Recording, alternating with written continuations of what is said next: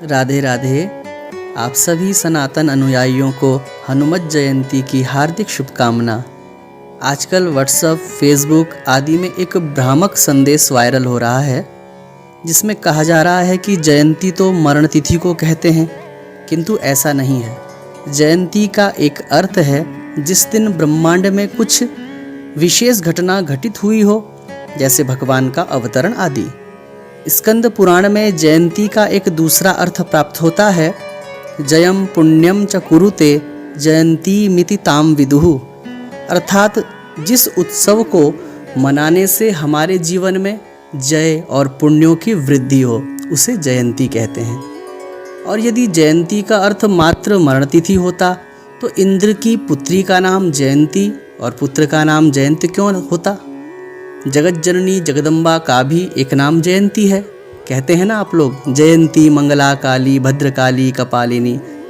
जयंती के अन्य अर्थ भी प्राप्त होते हैं, जैसे कि विजय प्रदान करने वाली। और जयंती का एक अर्थ है ध्वजा पताका, इसलिए जब हम युद्ध में जाते हैं तो जय के सूचक के रूप में ध्वजा पताकाएं आगे होती हैं। तो किसी महापुरुष की जन्मतिथि पर होने वाले उत्सव को भी जयंती कहते हैं। हाँ, एक अर्थ और है इसका, महापुरुषों की मरण तिथि को भी जयंती कहते हैं, क्योंकि संतों का मरण भी तो एक उत्सव ही है ना। संतों का मरण तो भगवान से मिलने का दिन है। कबीरदास जी कहते हैं ना, जिस मरने से जग डरे सो मेरे मन आनंद, कब मरी हूँ कब देखी हूँ पूरन परमानंद।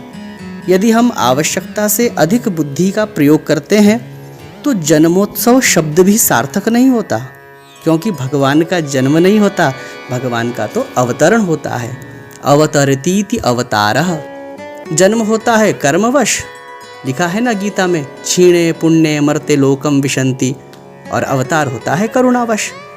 तथापि हम व्यवहारिक भाषा में श्री कृष्ण जन्मोत्सव कहते हैं, उसी प्रकार से हनुमान जन्मोत्सव भी कह सकते हैं। किंतु ऋषियों को वो शब्द बड़े प्रिय हैं जिसमें गूढ़त्व हो, गांभीर्य हो, व्याकरण का मधुर स्पर्श हो। अतः हनुमत जयंती कहें अथवा हनुमान जयंती कहें। आप सभी को पुनः आचार्य श्याम सुंदर गौतम की ओर से हनुमत जयंती की हार्दिक हार्दिक शुभकामनाएं। राधे राधे।